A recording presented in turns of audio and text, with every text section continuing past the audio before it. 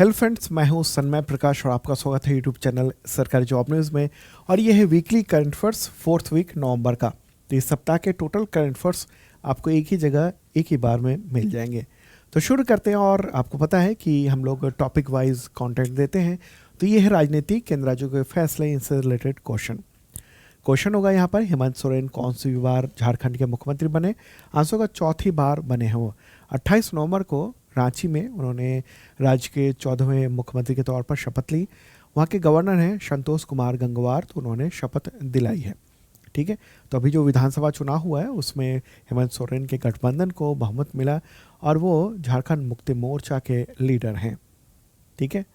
तो चौथी बार मुख्यमंत्री बने हैं। पहली बार 2013 में, दूसरी बार 2009 में, तीसरी बार 2024 में और चौथी बार फिर से 2024 में।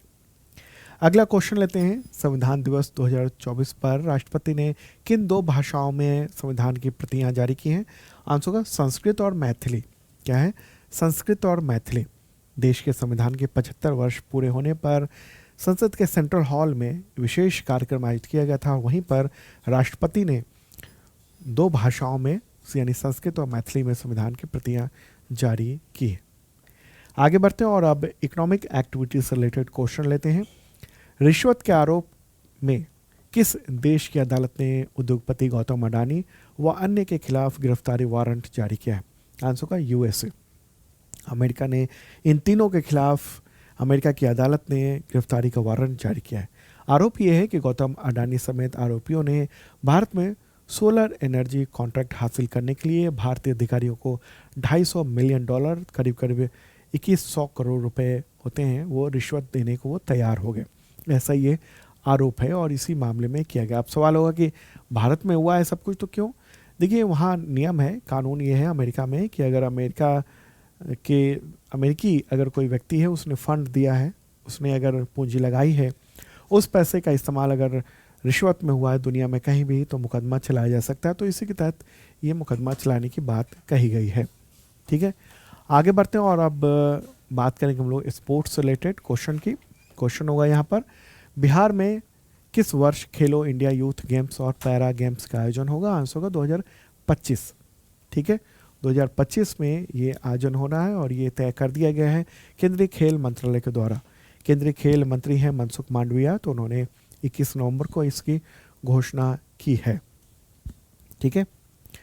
आगे बढ़ते हैं और अवार्ड से रिलेटेड क्वेश्चन लेंगे महत्वपूर्ण। 55वें भारतीय अंतर्राष्ट्रीय फिल्म महोत्सव यानी IFFI में Indian film personality of the year पुरस्कार किसे मिला? आंसर होगा विक्रांत मैसी। ठीक है।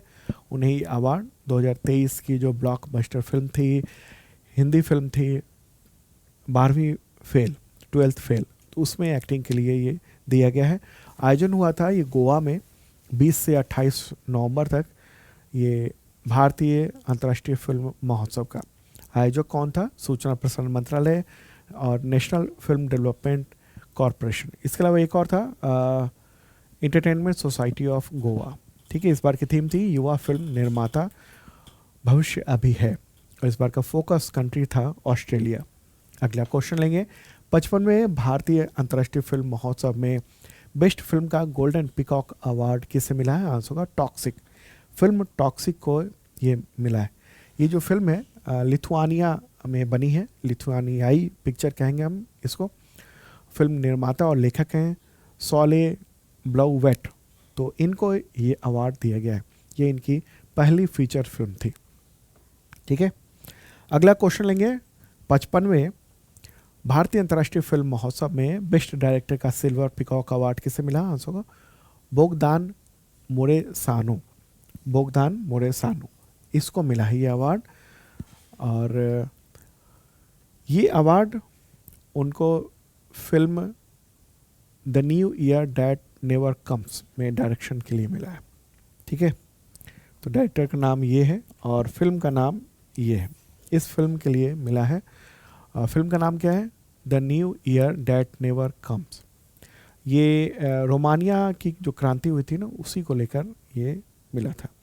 अब देख लेते हैं जो अलग अलग अवार्ड मिले हैं। तो बेस्ट एक्टर का अवार्ड मिला है क्लेमेंट फेवो को फिल्म होली काऊ के लिए। बेस्ट एक्ट्रेस का अवार्ड मिला वेस्टा माटुलिटे और ईवा रुपई काइटे, फिल्म टॉक्सिक के लिए स्पेशल जूरी अवार्ड रुइस कैरवोई जियर को मिला है फिल्म होली काउ के लिए।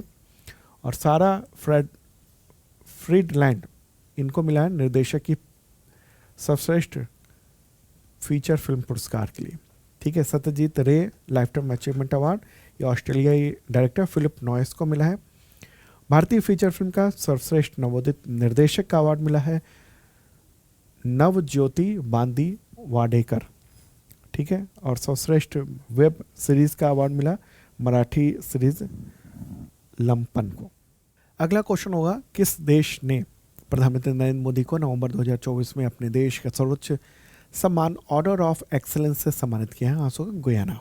ठीक है, गुयाना के राष्ट्रपति इरफान अली, तो उन्होंने ये अवार्ड दिया है उनको। ठीक है, ये अवार्ड दिया गया है कोविड-19 महामारी के दौरान उनकी असाधारण भूमिका वैश्विक नेतृत्व के लिए। ओके, गुयाना की राजधानी क्या है? George town. मुद्रा यहाँ पर गुयानी डॉलर है और प्रेसिडेंट है भारतीय मूल के इरफान अली। ये रहा फोटोग्राफ। ठीक है, तो ये उत्तरी अमेरिका महादेश में है, महादेश के उत्तरी क्षेत्र में ये स्थित है, कैरेबियाई देश कहलाता है। अगला क्वेश्चन लेते हैं। क्वेश्चन होगा, डोमिनिका अवार्ड ऑफ ऑनर से किस भारतीय को सम्मानित किया गया? आंसर होगा नरेंद्र मोदी। ठीक है, तो डोमिनिका जो है ना उसने ये अवार्ड दिया है। गुयाना में एक कार्यक्रम आयोजित किया गया था उसी के दौरान। ठीक है, भारत कैरिकॉम जो शिखर सम्मेलन आयोजित किया था उसी में। ओके, चलिए आगे बढ़ते हैं और अगला क्वेश्चन लेंगे हम लोग। और नोबेल प्राइज से रिलेटेड जो एक स्पेशल वीडियो बना था, तो एक साथ समरी हमने कर दी थी, वो यहाँ पर हम दे रहे हैं, आपको बता रहे हैं। तो फिजियोलॉजी या मेडिसिन में कहिए किसको मिला? विक्टर एम्ब्रस को, अमेरिकी हैं। और गैरी रुवकुन को मिला, अमेरिकी हैं। क्यों मिला उनको? माइक्रो आरएनए की खोज के लिए उनको मिला था। ठीक है, आगे है भौतिक विज्ञान यानी फिजिक्स के क्षेत्र में, तो जॉन जे हॉपफील्ड अमेरिकी हैं। इसके अलावा जेफरी ई हिंटन ब्रिटिश कनाडाई हैं, उनको मिला कृत्रिम तंत्रिका नेटवर्क के विकास में सांख्यिकी भौतिकी अवधारणाओं के उपयोग के लिए। ठीक है, रसायन विज्ञान के क्षेत्र में मिला डेविड बेकर को, अमेरिकी हैं। इसके अलावा डेमिस हसाबिस को जो ब्रिटिश हैं, और जॉन एम जम्पर को जो कि यूएसए के हैं, उनको ये अवार्ड मिला है। क्यों मिला? तो कंप्यूटेशनल प्रोटीन डिज़ाइन के लिए, और इसकी वजह से कई दवाओं के निर्माण में मदद मिली है।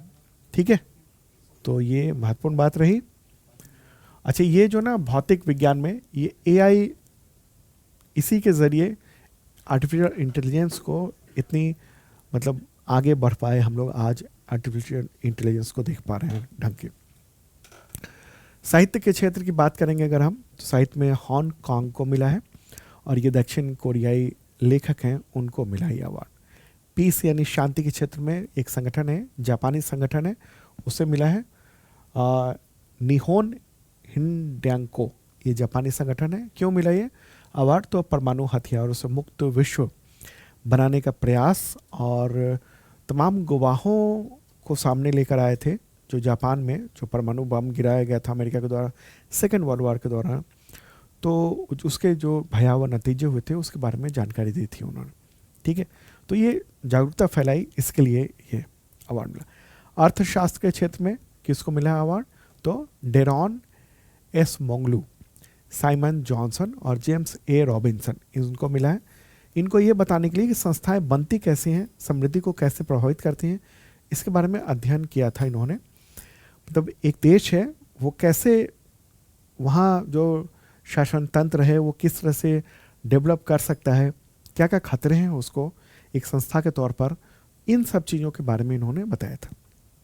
ठीक है, आगे बढ़ते हैं और अब योजना से रिलेटेड महत्वपूर्ण क्वेश्चन लेंगे। भारत की पहली समुद्री विद्युत लिंक परियोजना किन दो जगहों के बीच में होगी, जिसके लिए 31,000 करोड़ रुपए का प्रस्ताव बन गया है? आंसर होगा अंडमान पारादीप। ठीक है, तो ये पारादीप जो है ओडिशा में है, अंडमान जानते हैं आप। तो यहाँ से यहाँ तक समुद्र के नीचे बिजली का केबल डाले जाने की योजना है, और 31,000 करोड़ रुपए इस पर खर्च किए जाएंगे। ठीक है, और इसके जरिए बिजली से कनेक्ट कर दिया जाएगा, और ये डीसी लाइन होगी, HVDC high voltage DC line होगी ये। ओके, तो महत्वपूर्ण बात रही। चलिए अब आगे बढ़ते हैं और अगला क्वेश्चन लेंगे, पर्यावरण से रिलेटेड क्वेश्चन। चक्रवाती तूफान फेंगल किस समुद्र में बना? आंसर होगा बंगाल की खाड़ी में। ठीक है, इस दौरान हवा की गति जो थी ना वो 90 किलोमीटर प्रति घंटा तक रही थी। तो 30 नवंबर को ये तमिलनाडु के पास पुदुचेरी में ये टकराया था। ठीक है, इस तरीके से, और काफ़ी लंबे समय तक ये समुद्र में बना रहा। आमतौर पर 2-2.5 दिनों का होता है, लेकिन ये काफ़ी दिन बना रहा। अगला क्वेश्चन लेंगे हम लोग, चक्रवाती तूफान फेंगल का नाम किस देश ने रखा? आंसर होगा सऊदी अरब। ठीक है, फेंगल नाम उसी के द्वारा प्रस्तावित किया गया था। इसका मतलब होता है उदासीन। तो ये फेंगल नाम रखा गया। देखिए क्या होता है, हिंद महासागर के जो तमाम देश हैं वो मिलकर पहले ही नाम तय कर देते हैं, और बहुत सारे नाम हैं, तो जैसे ही अगला जो तूफान आएगा उसका नाम ऑटोमेटिकली रख दिया जाएगा। ठीक है, ये महत्वपूर्ण बात रही। चलें आगे बढ़ते हैं, अगला क्वेश्चन लेंगे, किस राज्य के कुल्लू के जंगल में नवंबर 2024 में भीषण आग लग गई? आंसर होगा हिमाचल प्रदेश में। ठीक है, कुल्लू जो है पर्यटन नगरी है, तो वहाँ पर आग लगी थी। 1 सप्ताह से ज़्यादा समय तक वहाँ आग लगी रही। 100 से ज़्यादा हेक्टेयर ज़मीन में फिर आग को काबू पाने में बड़ी मेहनत लगानी पड़ी। ठीक है, तो हिमाचल प्रदेश की बात कर रहे हैं। मुख्यमंत्री कौन है? सुखविंदर सिंह सुक्खू। गवर्नर है शिव प्रताप शुक्ल। राजधानी शिमला है। आगे बढ़ते हैं और अब निधन से रिलेटेड क्वेश्चन। इतिहासकार अमीय कुमार बागची का निधन हो गया 28 नवंबर 2024 को। तो किस लिए प्रसिद्ध थे? आंसर होगा आर्थिक इतिहासकार के तौर पर। ठीक है, आर्थिक इतिहासकार के तौर पर वो पॉपुलर थे, और भारतीय इतिहास कांग्रेस के उसके 80वें सत्र के महासचिव भी रह चुके थे।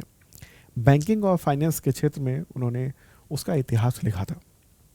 अगला क्वेश्चन, प्रोफेसर के.वी. रमन, उनका निधन हो गया 27 नवंबर 2024 को। तो इसलिए प्रसिद्ध थे? आंसर होगा पुरातत्वविद के तौर पर वो काफ़ी पॉपुलर थे। भारतीय पुरातत्व सर्वेक्षण में निदेशक के तौर पर भी उन्होंने काम किया था, और उनकी पुस्तक है principles and methods of archaeology, तो वो काफ़ी पॉपुलर रही है। मद्रास यूनिवर्सिटी में वो प्रोफेसर के रूप में भी उन्होंने काम किया था। अब अंतर्राष्ट्रीय संगठन से रिलेटेड क्वेश्चन होगा, किस देश या कौन सा देश कहिए अंतर्राष्ट्रीय सौर गठबंधन यानी ISA का 104वां अस्थायी सदस्य बन गया है? आंसर होगा आर्मेनिया। ठीक है, आर्मेनिया। तो ये आर्मेनिया 104वां अस्थायी सदस्य है। 103वां था सीरिया। ओके, 102वां जो था एंटीगुआ और बारबुडा। 101वां नेपाल। 100वां पैराग्वे। 99वां स्पेन था। ठीक है, तो 2024 में ये सब अस्थायी सदस्य ये बने हैं। आपको पता है भारत जो है ना वो अंतर्राष्ट्रीय सौर गठबंधन का मेजबान देश है, होस्ट कंट्री है। हेडक्वार्टर गुरुग्राम में है। ओके, चलें आगे बढ़ते हैं। अच्छा, आर्मेनिया की बात कर लें। आर्मेनिया जो है ना वो उसकी राजधानी क्या है? येरेवान। मुद्रा वहाँ पर ड्रम चलती है, ड्रम। अगला क्वेश्चन, किस देश के माओरी समुदाय का हक्का नृत्य चर्चा में रहा है? Answer New Zealand. ठीक है, दरअसल ये फोटोग्राफ आपने मतलब जानते होंगे, देखा होगा कहीं ना कहीं सोशल मीडिया पर, हक्का डांस करते हुए। न्यूजीलैंड की सांसद हैं, सबसे युवा सांसद हैं वहाँ की, हाना रहीती माइपे क्लार्क। तो उन्होंने ये डांस करके विरोध जताया था। इन्होंने विवादास्पद एक विधेयक का विरोध किया था, और उस विधेयक के जरिए ब्रिटिश और माओरी समुदाय के बीच में 184 साल पुरानी जो संधि है उसकी पुनर्व्याख्या की जा रही थी, तो इसका विरोध किया था। ठीक है, तो ये हक्का डांस काफ़ी चर्चा में रहा है। ये माओरी समुदाय जनजातीय समुदाय है, तो उसका नृत्य है, डांस है, और ये युद्ध के मैदान में या किसी का स्वागत करने के लिए ये सब किया जाता है। ओके, तो न्यूजीलैंड में ये जनजाति है। न्यूजीलैंड की राजधानी क्या है? वेलिंगटन। मुद्रा क्या चलती है? New Zealand dollar. अगला क्वेश्चन लेंगे हम लोग, कार्बन ट्रेडिंग क्या है जिसके नियमों को संयुक्त राष्ट्र के COP29 सम्मेलन में मंजूरी मिली है? आंसर होगा कार्बन उत्सर्जन को कम करने के उद्देश्य से CO2 उत्सर्जन क्रेडिट की खरीद बिक्री, ये है चीज़। ठीक है, तो अजरबैजान की राजधानी बाकू, वहाँ पर ये आयोजन किया गया था COP29, तो जलवायु वार्ता, और उसी में ये फैसला लिया गया है नवंबर में। ठीक है, तो कार्बन ट्रेडिंग क्या है, मतलब कार्बन डाइऑक्साइड का व्यापार। और इसमें यह होता है कि अगर कोई उद्योग है जिसने कार्बन डाइऑक्साइड जो एमिशन है और जितना कम हो सकता है उससे भी कम कर लिया है उसने, तो ये उसको क्रेडिट मिल जाएगा और ये किसी दूसरी कंपनी को, किसी दूसरे देश को भी ये बेच सकता है जो कि कार्बन उत्सर्जन को कम नहीं कर पा रहा है। ठीक है, तो इससे इसको फ़ायदा हो जाएगा, रकम मिल जाएंगे। तो ये है कार्बन ट्रेडिंग जिसको परमिशन मिल गई है, अनुमति मिल गई है। ठीक है, और इसके नियम वगैरह भी बनाए जा रहे हैं, फाइनल किए जा रहे हैं। अगला क्वेश्चन, COP29 में विकासशील देशों को 2035 तक हर साल कितना क्लाइमेट फाइनेंस पैकेज देने की सहमति बनी, जिसको भारत ने खारिज कर दिया। आंसर होगा $300 अरब। ठीक है, भारत ने कहा कि ये चिल्लर नहीं चाहिए। ठीक है, तो ये मीटिंग हुई थी 29th कॉन्फ्रेंस ऑफ पार्टीज की, COP29 की, अजरबैजान की राजधानी बाकू में नवंबर में।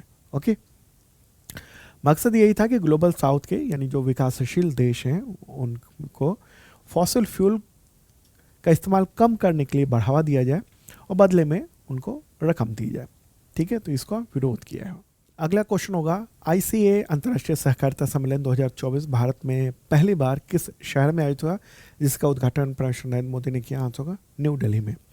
ठीक है, ICA का फुल फॉर्म है इंटरनेशनल कोऑपरेटिव अलायंस। ठीक है, तो ये अंतर्राष्ट्रीय सहकारिता सम्मेलन आयोजित किया गया था 25 नवंबर को न्यू दिल्ली में, भारत मंडपम में ही आयोजित किया गया था। प्रधानमंत्री नरेंद्र मोदी ने इसका उद्घाटन किया, पहली बार ये आयोजन किया गया था।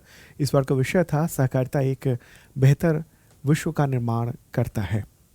ठीक है, चलिए आगे बढ़ते हैं और अगला क्वेश्चन फटाफट देंगे। अच्छा, इसका डिटेल में नोट्स भी अवेलेबल है, तो वो ऐप जो है ना, शार्प लर्निंग ऐप, वहाँ से डाउनलोड कर सकते हैं आप।